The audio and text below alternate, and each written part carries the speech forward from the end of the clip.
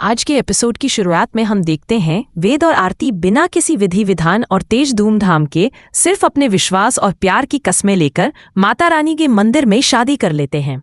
यह फैसला इसलिए लिया गया क्योंकि राघव सिंह राजपूत, सारिका सिंह राजपूत और गणेश अवस्थी ने साफ कह दिया था कि अगर वेद और आरती को सचमुच शादी करनी है तो वे मंदिर में जाकर सीधे माता रानी के सामने बिना बाहरी रस्मों के शादी कर लें, वरना अगर वे पूरी धूमधाम से शादी करेंगे तो उनकी मां अंजलि अवस्थी बीच में आकर किसी भी तरह बाधा डाल देंगी। इसलिए बेहतर यही रहेगा कि वे शांत तरीके से मंदिर जाकर अपने रिश्ते को पक्की कर लें। इसी में वेद और आरती ने सबकी बात मान ली और चले गए मंदिर की ओर, यह सोचकर कि सच्चा बंधन कानूनी कागजों से ज्यादा दिल के वास्ते होना चाहिए। इस बीच सारिका ने कली को सूचित किया कि वेद और आरती की शादी हो चुकी है, और यह खबर सुनते ही कली के पैरों तले जमीन खिसक गई, क्योंकि उसे अब तक अंदाजा नहीं था कि वेद उससे छुपाकर आरती से शादी कर लेगा। कली की दुनिया तब और हिल जाती है जब उसे एहसास होता है कि वह जिसका नाम लेकर दिनों दिन वेद वेद करती रही वही अब आरती के साथ बंध गया है, और इसीलिए कली का दिल टूटता है और उसके होश उड़ते हैं। इसी समय अंजलि अवस्थी की कहानी एक ऐसे तनावपूर्ण मोड़ पर आ चुकी है जहां परिवार के बड़े गणेश अवस्थी, सारिका और अन्य लोग खुलेआम कह रहे हैं कि वेद और कली की शादी नकली थी। यह बात पूरी राजपूत फैमिली जानती है और इसलिए वे आरती का समर्थन कर रहे हैं। गणेश अवस्थी का कहना है कि अगर आरती वेद से प्यार करती है तो वह उससे शादी भी कर सकती है, और वे सब उसके साथ खड़े हैं क्योंकि वेद की पहले वाली शादी नकली मानी जाती है। और इस सच्चाई को सभी जानते हैं, इसीलिए वे चाह रहे हैं कि अंजलि भी अब सच्चाई को समझे और अपने झुकाव को छोड़कर अपनी बेटी के अधिकार के लिए खड़ी हो।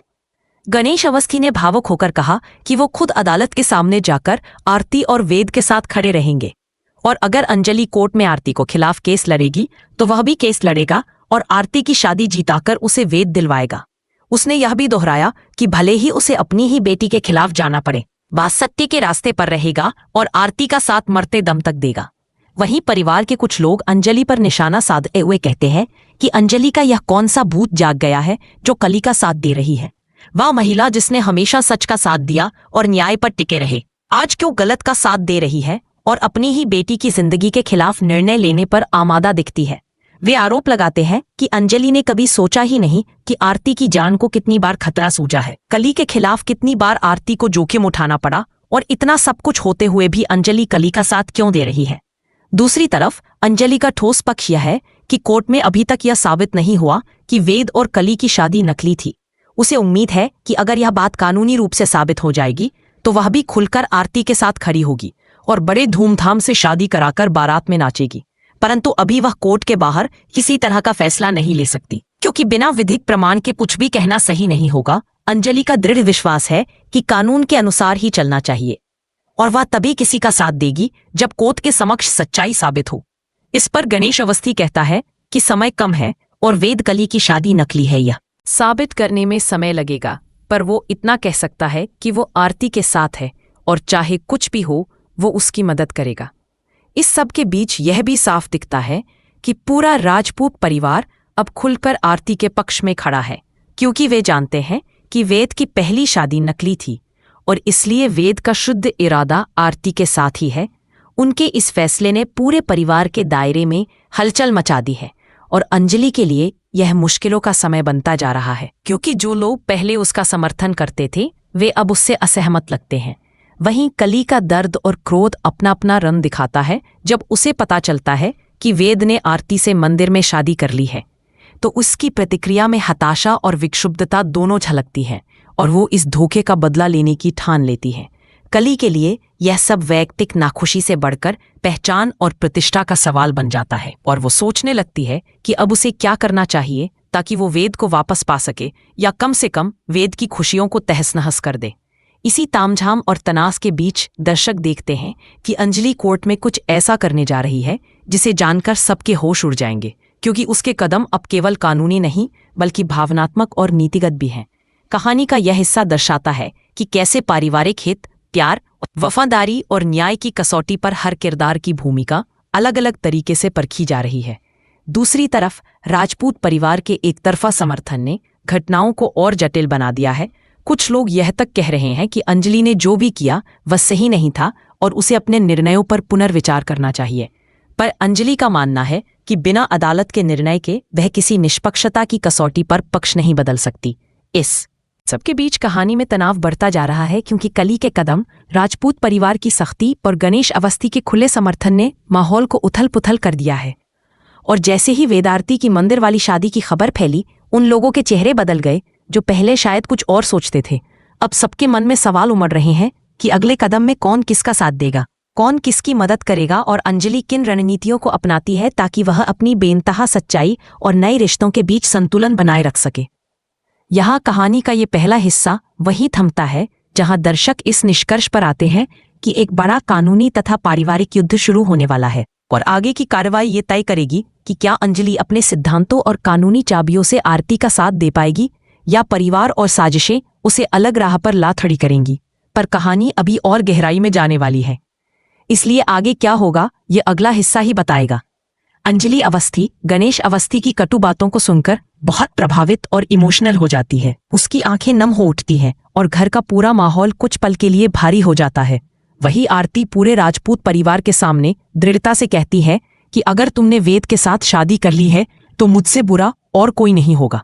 और उसी समय आरती बार बार अंजलि को समझाने की कोशिश करती है कि वेद तुम्हें धोखा दे रहा है क्योंकि वेद की शादी पहले से ही कली से हुई है। पर आरती ठोस उदाहरण देकर बताती है कि माँ, आपको क्या पता, जब कली और वेद की शादी हुई थी मैं वहां खड़ी थी, आप तो कोमा में थी और व्हीलचेयर पर थी, तब आपने कुछ नहीं देखा, इसलिए आप कैसे ये कह सकती है कि वेद और कली की शादी असली थी। दर्द भरे स्वर में याद दिलाती है कि इसी समय उसने कली को वहां बैठाया और सुप्रीम छद्म तरीके से शादी करवाई गई जहां सिंदूर का प्रयोग नकली था। इसलिए वह सचमुच जानती है कि क्या हुआ था और वह कभी भी वेद के साथ अपने भविष्य को धोखे पर नहीं टिकने देगी। इस बीच राजपूत परिवार के बड़े बुजुर्ग और गणेश अवस्थी का रवैया साफ दिखता है। वे कहते हैं कि आरती अगर सचमुच वेद से प्यार करती रहे तो उसे रोकने का कोई मतलब नहीं है। पर दूसरी ओर वे अंजलि से तंग भी हैं कि वह बार बार बीच में टांग क्यों अड़ाती है और परिवार की लड़ाई को और उग्र कर देती है। गणेश अवस्थी भावुक होकर कहता है कि अगर अंजलि कोर्ट के अंदर कली के पक्ष में, इस सब के बीच अंजलि का पक्ष यह है कि अभी तक यह कानून में साबित नहीं हुआ कि वेद और कली की शादी नकली थी, इसलिए वह बिना कानूनी ठोस आधार के निर्णय नहीं ले सकती। वह अपने सिद्धांतों पर अडिग है और कहती है कि जब तक यह सब कोर्ट में साबित नहीं होता मैं किसी के पक्ष में नहीं उतरूंगी। पर उसके हृदय पर गणेश की बातें असर करती है और वह भीतर से खिन्न होकर सोचती है कि अगर पद्मा की खबर सच है तो उसने इस पूरे राजपूत परिवार के भीतर रहकर जो खेल देखे हैं उन सब का बदला वह लेकर रहेगी। इस बीच आरती और वेद का जो फैसला है माता रानी के मंदिर में बिना विधि विधान के सच्चे मन से शादी कर लेना, वह परिवार की दबाव और रोकटोक के बावजूद निभाया जा रहा है, क्योंकि सबका मानना है कि अगर धूमधाम से शादी की जाएगी तो अंजलि बीच में आकर किसी भी तरह रोड़ा अटका देगी। इसलिए वेद और आरती ने शांत भाव से माता रानी के सामने अपने वादों को पूरा करने का निर्णय लिया और मंदिर की ओर निकल पड़े। इसी खबर ने कली को झकझोर कर रख दिया। सारिका ने कली को बता दिया कि वेद और आरती की शादी हो चुकी है और जब कली को यह पता चलता है तो उसके होश उड़ जाते हैं, क्योंकि वह कभी भी उम्मीद नहीं करती थी कि वेद उससे छिपकर आरती से शादी कर लेगा। कली के लिए यह मानो दुनिया ही उजड़ जाएगी। न केवल प्रेम का धोखा बल्कि सम्मान और प्रतिष्ठा का भारी आघात है।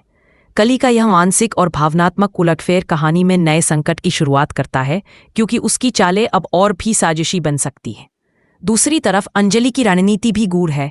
निवेदिता उससे पूछती है कि वह राजपूत परिवार में रहकर रोजमर्रा के काम क्यों कर रही है, किचन में क्यों है और सबका ख्याल क्यों रख रही है, जिस पर अंजलि बताती है कि उसका मकसद सिर्फ और सिर्फ पद्मा का ठिकाना ढूंढना है और यही वजह है कि वह राजपूत परिवार के बीच घुल मिलकर काम कर रही है। वह कहती है कि जैसे ही उसे पता लगेगा कि पद्मा कहाँ छुपी हुई है, वह पद्मा को बचाकर इस पूरे परिवार के अंदर आग लगा देगी, उन्हें तहस नहस कर डाल देगी और राजपूत खानदान की पोल खोल देगी, क्योंकि अब उसकी आंखों के सामने बहुत कुछ हुआ है और उसका धैर्य टूट चुका है। उधर पंकज सर यानी एसीपी पंकज पुरोहित की एंट्री कहानी में नई ऊर्जा भर देती है।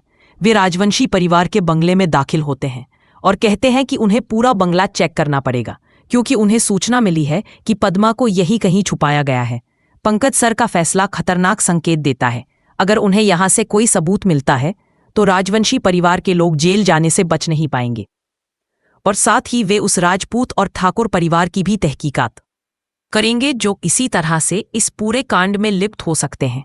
राजवंशी परिवार के उदय चेंबर में अति आत्मविश्वास के साथ पंकज सर से सवाल करते हैं कि आप किस अधिकार से यहाँ चेकिंग कर रहे हैं, मगर पंकज सर सख्ती से कहते हैं कि उनका काम जांच करना, पूछताछ करना और साक्ष्य इकट्ठा करना है और वे अपने काम से पीछे नहीं हटेंगे, चाहे सामने कौन खड़ा हो। वे बंगले का पूरा निरीक्षण करते हैं और शुरू में कुछ भी नहीं मिलता, पर तभी अंजलि उनसे फोन पर कहती है कि उसे एक फोन नंबर मिला था जिससे पद्मा ने युवराज को कॉल की थी और वह नंबर शायद यही किसी फोन में होगा। पंकज जैसे ही उस फोन की पड़ताल करते हैं वे पाते हैं कि वही फोन वास्तव में यही मौजूद है, जिससे साफ संकेत मिलता है कि कहीं न कहीं राजवंशी परिवार ने पद्मा को छिपाकर रखा हुआ है। इस खोज के बाद पंकज सर राजवंशी परिवार को उठाकर सेंट्रल जेल भेजने की ठान लेते हैं, क्योंकि अब जब राजवंशी परिवार के रहस्य उघड़ेंगे तो पद्मा का ठिकाना भी मिलने के साथ साथ उन सारे राज सामने आएंगे जो राजपूत, ठाकुर और राजवंशी परिवारों को आपस में जोड़ते हैं। पंकज की इस कार्रवाई से अगले मोड़ में क्या होगा, कौन कानून के कटघरे में आएगा और किसका खेल बेनकाब होगा, यह सब अब आगे के हिस्से में खुलकर दिखने वाला है। पर कहानी यही खत्म नहीं होती, बस ये पहला बड़ा शिगाफ है जो अनेक मोड़ों को जन्म देगा। आज का एपिसोड आपको कैसा लगा हमें कमेंट में जरूर बताएं और ऐसे ही अपडेट्स के लिए हमारे चैनल इन्फो ड्रामा हब को सब्सक्राइब करना न भूलें।